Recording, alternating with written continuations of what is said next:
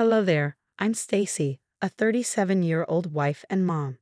My husband Eric and I were hosting a family event at our home to welcome back none other than the infamous Uncle Isaac, my brother-in-law, after his 5-year stint in the slammer.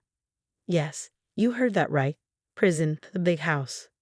But before you start judging him and our family, know that Isaac had been falsely imprisoned. He was at the wrong place at the wrong time. It took 5 long years of fighting for his case to finally be reviewed properly and for him to be exonerated. You can imagine the excitement in the air as we prepared to reunite the family. The party was in full swing, and everyone seemed to be having a grand old time. Isaac was, of course, the center of attention, catching up with everyone and regaling us with stories from his time behind bars. He had a special bond with my daughter Wendy, who used to be close to him before the unfortunate incident that led to his incarceration.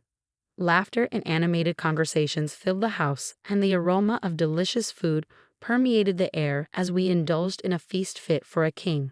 It was a rare moment of joy and togetherness for our family, and I relished the warmth it brought to my heart. After the event, as everyone left, we were still buzzing with excitement, grateful to see Isaac alive, happy, and well after his unjust imprisonment. Life resumed its usual rhythm, and it seemed like the storm of family drama had subsided, at least temporarily. However, the elation following Isaac's return was short-lived. A couple of days after the event, as I sat in a living room engrossed in a book, Wendy burst through the door with a look of fear and anger etched across her face. Startled, I quickly put my book aside and rushed to her side. "Wendy, what's wrong? You look terrified. Talk to me." Tears streamed down her cheeks as she gasped for breath. "Mom, I found a camera. A hidden camera in one of my plants." My heart skipped a beat and a wave of dread washed over me. A hidden camera in my daughter's sanctuary? Anger surged within me, but I had to remain calm for Wendy's sake. We made our way to her room, my mind racing with a million thoughts and questions. Sure enough, there it was, concealed amidst the lush foliage of her favorite plant.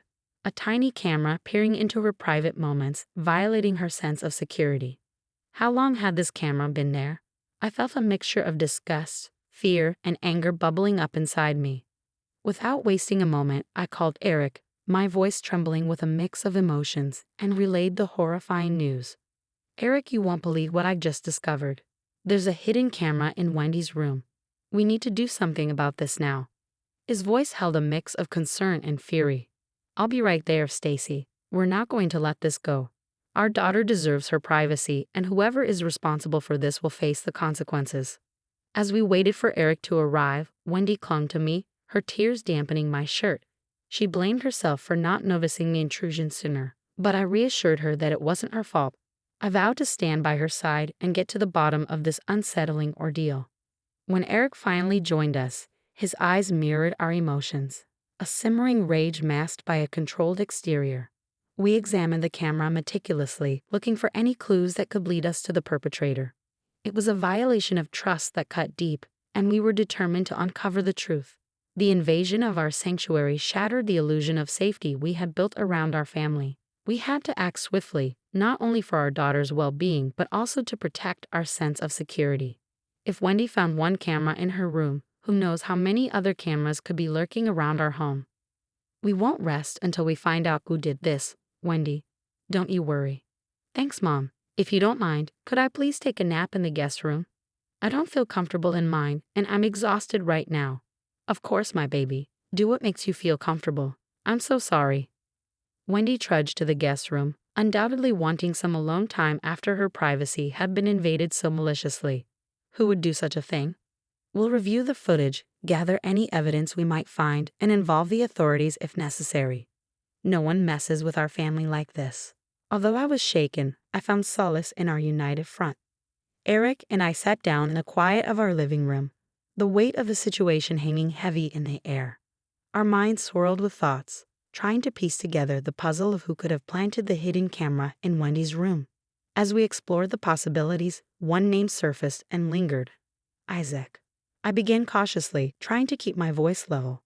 It's hard to ignore the timing. The camera was most likely planted during the family gathering, and who had the opportunity? Isaac. "Stacy, you can't seriously think Isaac would stoop so low. Yes, he made some mistakes in the past, But he's not a creep. He's my brother, for crying out loud. I understood Eric's reaction. Family ties run deep, and the idea of suspecting one's kin of such a violation is unfathomable. However, I couldn't ignore the pieces of the puzzle that seemed to align with Isaac's presence during the family gathering. Prison changes people, and the prolonged interactions between Wendy and Uncle Isaac were ringing alarm bells in both Eric and me, even if Eric was too stubborn to admit it. Gathering my thoughts, I spoke gently but firmly. Eric, I know it's difficult to consider, but we have to face the facts. He spent a significant amount of time with Wendy during the gathering, suggesting somewhat of an interest in her. And let's not forget that he just came out of prison. People change, and their actions can be influenced by their experiences. It's our responsibility to protect our daughter, even if it means questioning those closest to us. Eric's shoulders slumped as the weight of the situation bore down on him. He looked torn between loyalty and the cold hard facts.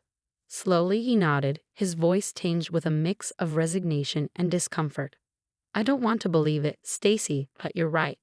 The timing is uncanny, and it's hard to ignore. We need to find out the truth for Wendy's sake. The thought of confronting Isaac about this betrayal gnawed at our conscience, but it had to be done. The sanctity of our home and the well-being of our daughter depended on it.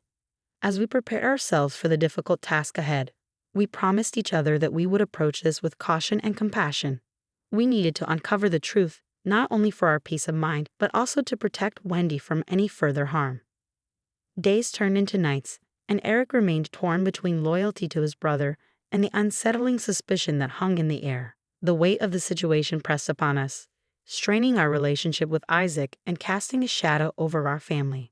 As we navigated the treacherous waters of uncertainty, a plan began to form in my mind, a risky yet necessary plan to catch the culprit red-handed. I approached Eric with my idea, explaining that hosting another family gathering might be the key to uncovering the truth. Think about it, Eric.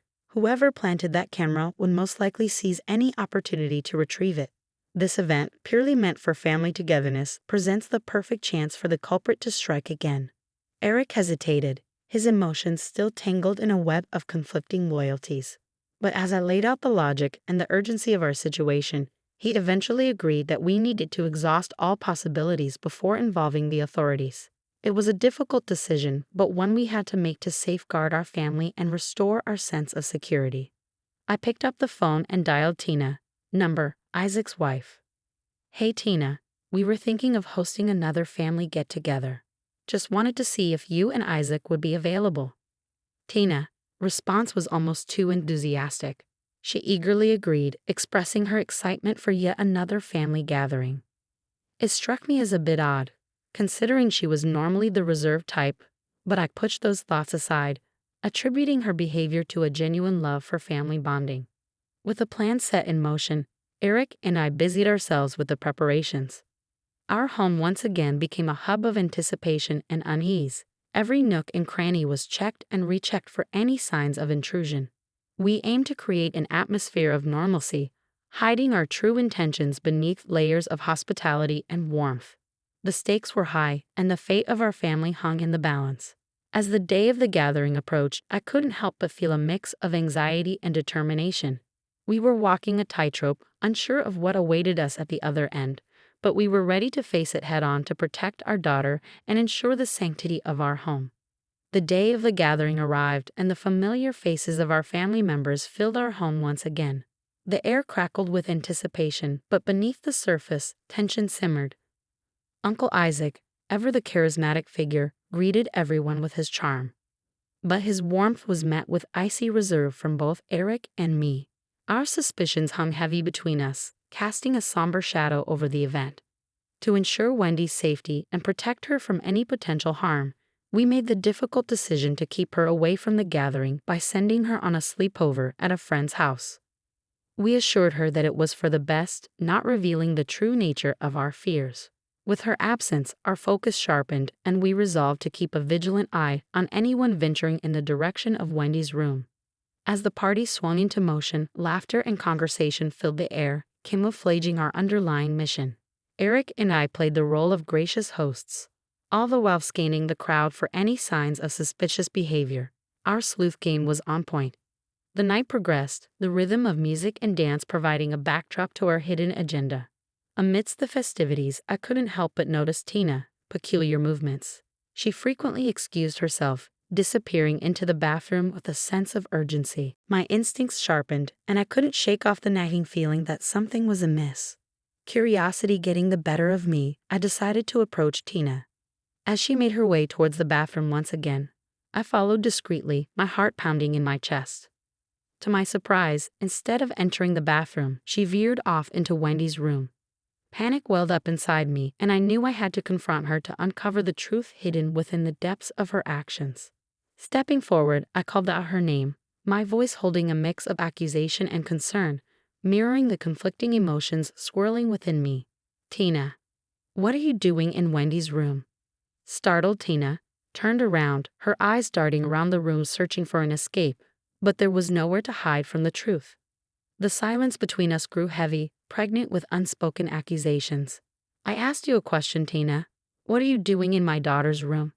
Tina, composure cracked and tears welled up in her eyes. Her voice trembled as she stammered. I was just looking for Wendy. I was surprised that she didn't join us for the festivities this time. You were looking for her in her drawers, I said, my voice laced with incredulity.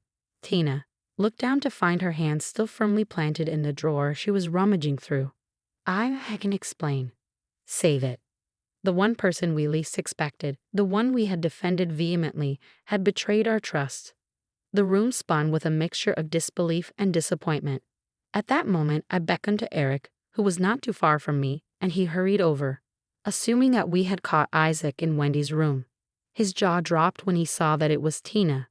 You planted that camera, didn't you? Why, Tina? Why would you do such a thing? Eric wasted no time and called Isaac over to Wendy's room, his voice firm and commanding. Isaac, sensing the urgency in his brother's tone, hurriedly made his way to the room, confusion etched on his face. What's going on? He asked. As Isaac entered the room, his eyes fell upon Tina, tears streaming down her face.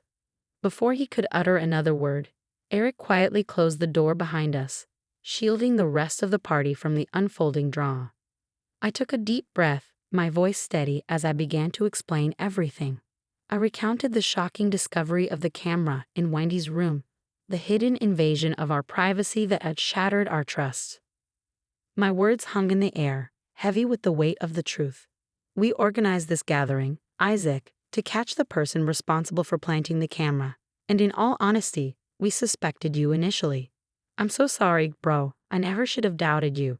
I just thought, with prison and all. Stop, it was mainly me who accused you, Isaac. I'm so sorry, but after I caught Tina, in here, I knew that you had nothing to do with it.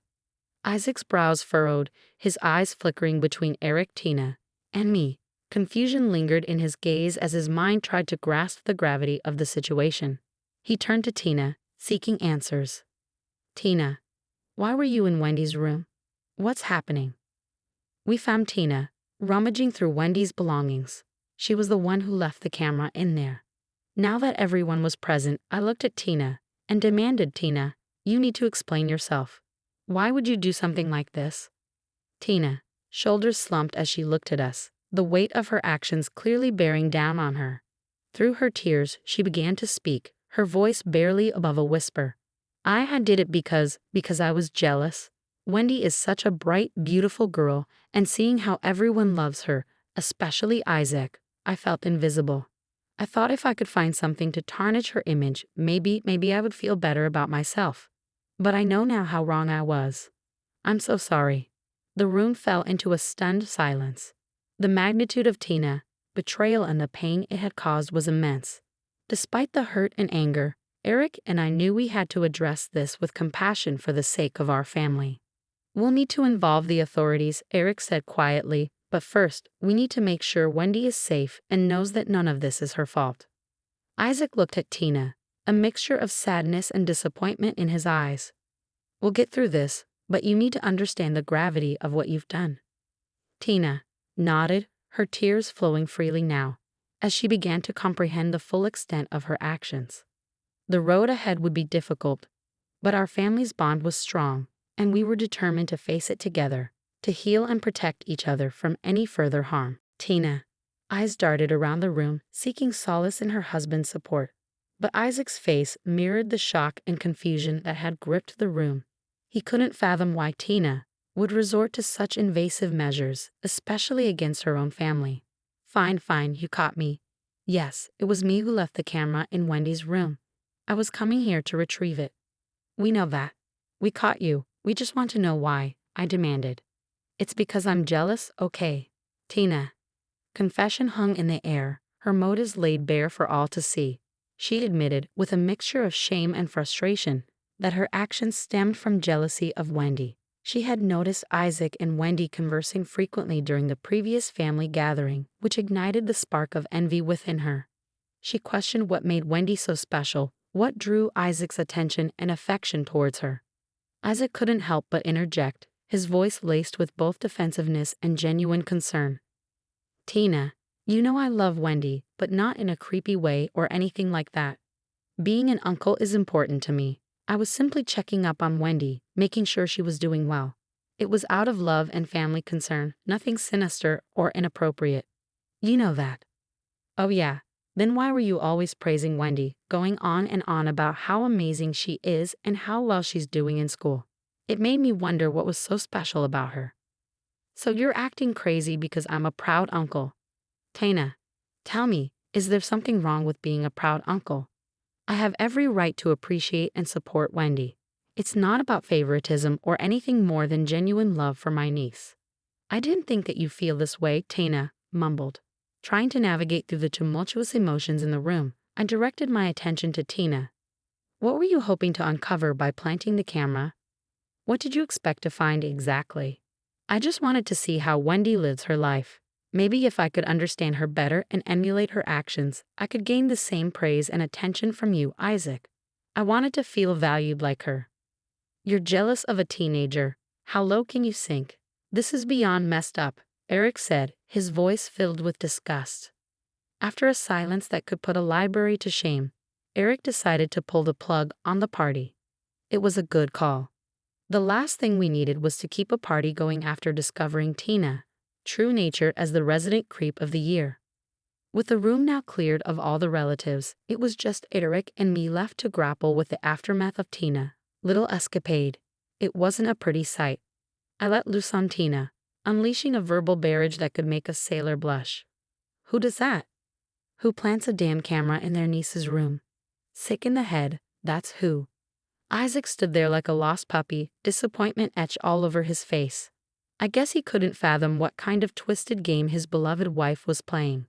Can't say I blame him. I might be equally dumbfounded if my better half turned out to be a grade A lunatic. As the dust settled and our emotions ran dry, Eric and I found ourselves sitting in our once cheerful home, now tainted by the sinister acts of one family member. The next day, when Wendy came home, it was my job to spill the beans, to expose the whole twisted truth. Wendy's eyes welled up with tears as I recounted the heinous violation of her privacy. The poor girl, innocent and unsuspecting, couldn't fathom that someone in our own family could stoop so low. Trust shattered, her world turned upside down in an instant. She managed to choke out the words, her voice trembling with hurt and confusion. Mom, I never thought that anyone would do this to me. Tina? Seriously. I shook my head, unable to wrap my mind around it. Believe me, Wendy, none of us saw this coming. Tina, gone off the deep end for sure. With Wendy in my arms, her tears staining my shoulder, I made her a promise. We're going to fight back. Pressing charges is just the beginning. Tina needs a reality check, and we're more than willing to deliver it. Her tearful gaze met mine, seeking reassurance. But Mom, what about Uncle Isaac? How is he doing? I sighed, the weight of our shattered family hanging heavy in the air. If I'm being honest, he's not taking it well. He feels like he can't truly celebrate his freedom, knowing that he's married to a nut job. So what does that mean? Is he getting a divorce? I don't have a baby. Oh, I hate what she's done to this family. Same. Right now, our priority is your safety. We're getting a restraining order against Tina, so she won't even dare to think about crossing your path again. We're in the process of pressing charges and obtaining a restraining order against Tina, the camera-wielding menace. Meanwhile, the once inseparable bond between Isaac and our family remains strained, shattered by the weight of this unimaginable betrayal. It's a painful and awkward silence that hangs between us, a reminder of the depths to which one person's jealousy can sink. But through it all, we remain steadfast, determined to rebuild, to heal, and to find solace in the love and support of those who truly matter. The road to recovery may be long and arduous, but we are ready to face whatever lies ahead, armed with the knowledge that our family's strength will prevail.